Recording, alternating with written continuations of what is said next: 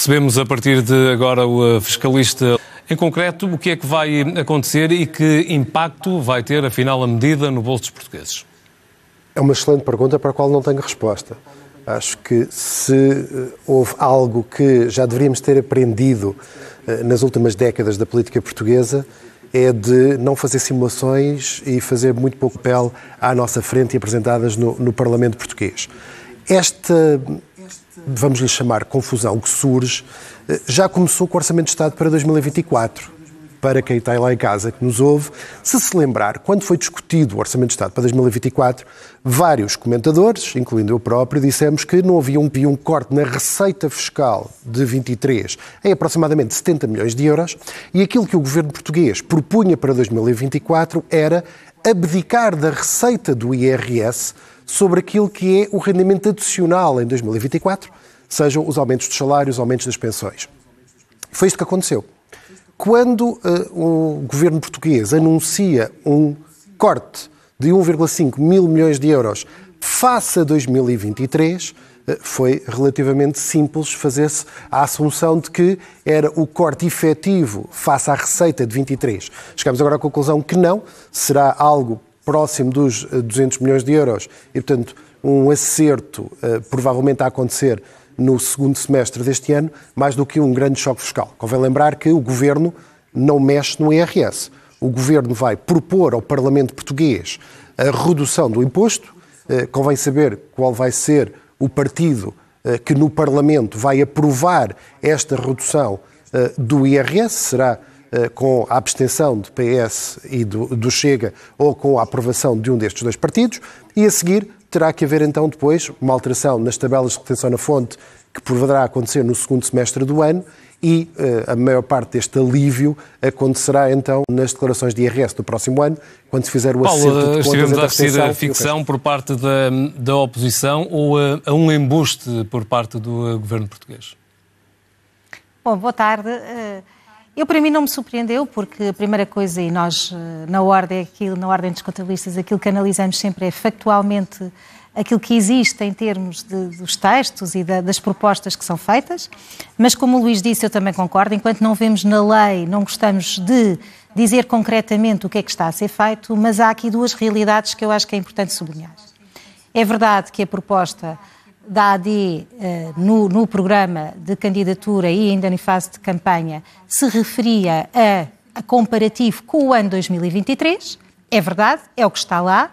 Quando a Ordem dos Contabilistas analisou o Orçamento de Estado para 24, com a redução que o então governo do PS propôs e colocou em termos da redução do IRS, não vou falar dos milhões que estão envolvidos, já muita gente falou sobre eles, vou-me referir só às percentagens daquilo que mexeu nos escalões do IRS e àquilo que se aplica diretamente, já os reduziu em alguns escalões em valores similares àquilo que o programa. O que é que nós temos aqui?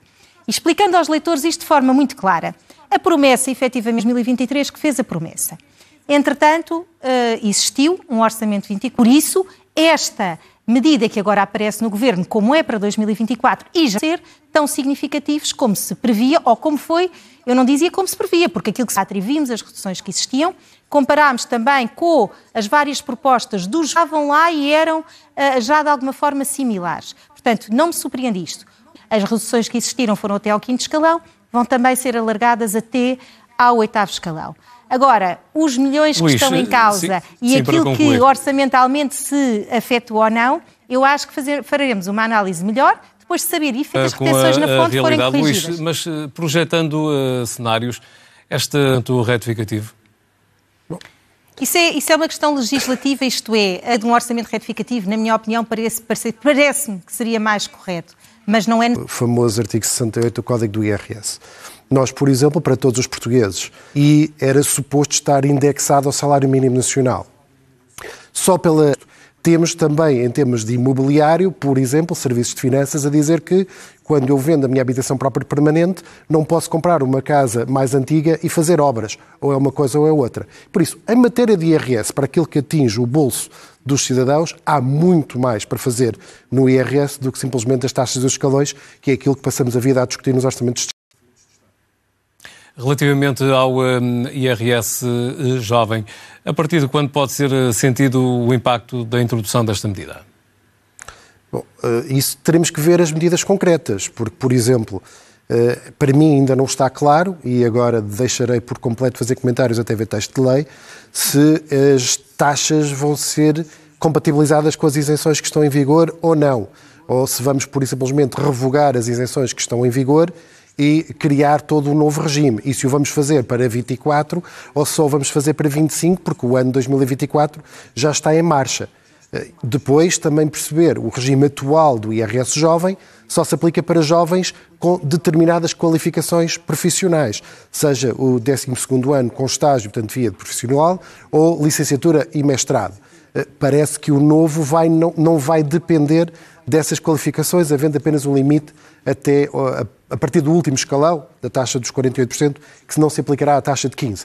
Mas isso então será de facto um alargamento para muitos jovens de profissões e atividades que não estavam abrangidas porque não eram qualificadas. Mas o meu problema dos jovens não é IRS, sejamos claros. O meu problema dos jovens em Portugal é ter uma economia portuguesa que nas últimas décadas, e eu arriscaria quase 3, não tem um crescimento decente ao nível da União Europeia.